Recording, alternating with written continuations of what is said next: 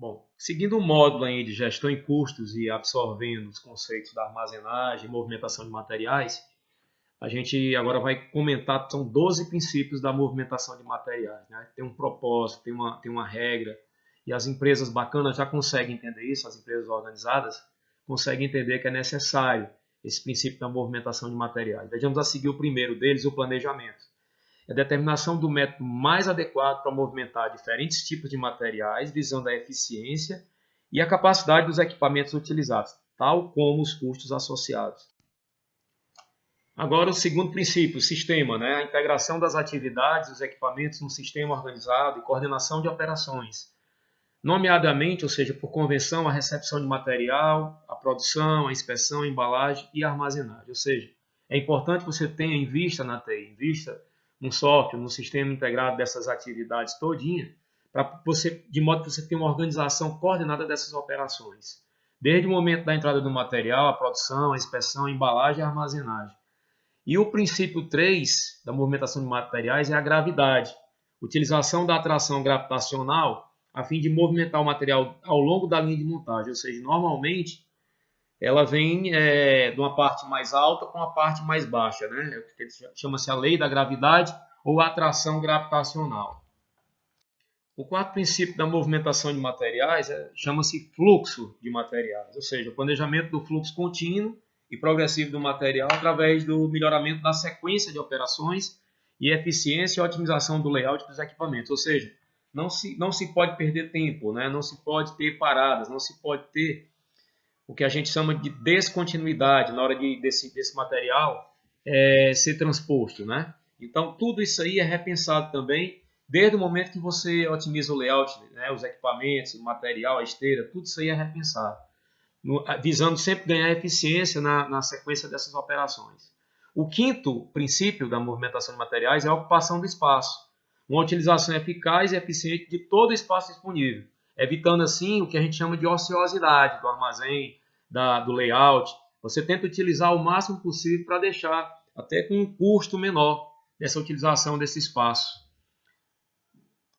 O sexto princípio chama-se simplificação, né? Nada mais é que a análise da eficiência do sistema em funcionamento, podendo haver a necessidade de eliminar ou mesmo reestruturar operações, combinar, né, operações ou equipamentos de movimentação de material, de forma a otimizar o sistema e reduzir o tempo de produção e os seus custos associados.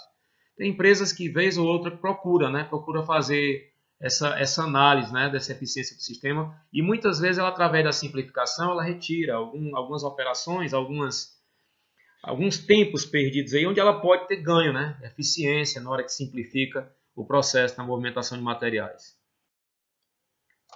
Dando sequência, o sétimo princípio da movimentação de materiais, chamado unidade de carga, né, nada mais é que a capacidade de material que se pode transportar ou armazenar como uma única entidade ao mesmo tempo.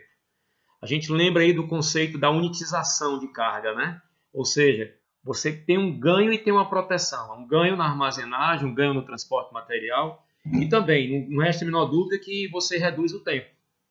O oitavo princípio chama-se padronização, processo de desenvolvimento e combinação de métodos que visam a produção de produtos com as mesmas especificações técnicas. Ou seja, por isso que é interessante padronizar, no sentido de você otimizar o tempo e também ter produtos parecidos, né, com especificações técnicas parecidas, e você acaba armazenando aquilo que eu falei para você em slide anterior. Você acaba condicionando ou armazenando em locais próximos aqueles itens que têm especificações técnicas similares, de temperatura, tamanho, iluminação, né, acessibilidade, o porte, tudo isso, características fisiológicas, fisicoquímicas do produto, também facilitam dentro do conceito, dentro digamos assim, do critério de movimentação de materiais, o princípio da padronização.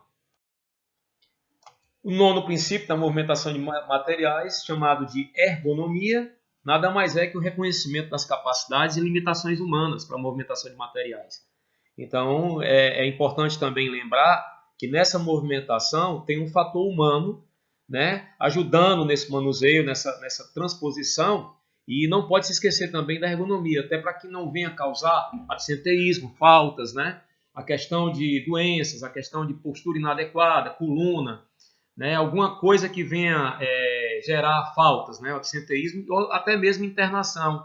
Aquele funcionário ficar afastado por dias, né, da empresa por conta de uma movimentação em que não se pensou na ergonomia. E o décimo princípio da movimentação de materiais seria a segurança, ou seja, a criação de EPIs, a criação de equipamentos mecanizados ou automatizados para efetuar o transporte de materiais a fim de evitar a movimentação manual dos mesmos, reduzindo riscos. Falando agora do 11º princípio da movimentação de materiais, fator ambiental. O impacto ambiental e o consumo de energia devem ser considerados como critérios na seleção do equipamento e de sistemas de movimentação de materiais. Ou seja, isso vai impactar no aumento de consumo, no aumento de temperatura. Isso com certeza vai impactar ou danificar ou prejudicar, diminuir a vida útil desse material ou desse estoque. Então, a questão ambiental também é salutar na hora de acondicionar, na hora de movimentar esse material, enfim. Tudo isso tem que ser repensado. E por fim, agora, o 12º princípio da movimentação de material não pode ser deixado de lado, né? A questão dos custos.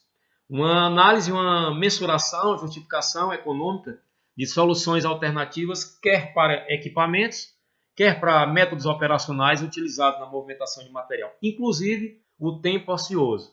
Tudo isso tem que ser repensado, como eu disse para vocês, e as empresas mais organizadas, as empresas de porte maior, ou que já estão mais estruturadas no aspecto da logística, elas visam e repensam, faz o seu projeto de logística baseado nesses 12 princípios de movimentação de materiais.